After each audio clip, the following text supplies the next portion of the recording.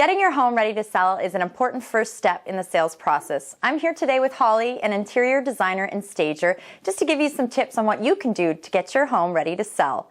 Holly, what are some important things that people should consider when they're getting their house prepped? One of the most important things to do, and you've heard it a million times, but remove the personal items. Family photos, trophies, knickknacks, things that really put a stamp on the space saying that I live here is not a good thing. You need potential buyers to be able to come in and see themselves living in this space. Okay, great. And what about something like this here? I mean, would you find that clutter or would you hide that away?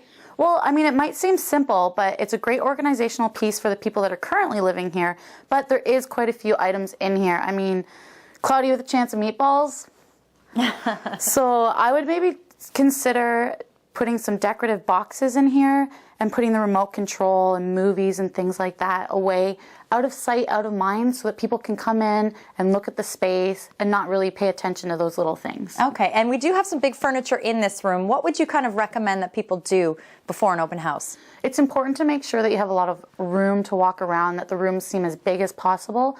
So you might want to just maybe eliminate some furniture, consider putting things in storage if you need to, but walking in flow space is definitely an important thing to remember. Okay, so we've got some big furniture here. What are some of the things that you would do to create a bit more space in this room? Well, it might seem silly, but doing something simple like pushing the chairs back into the corner and removing the ottomans will open up the space completely.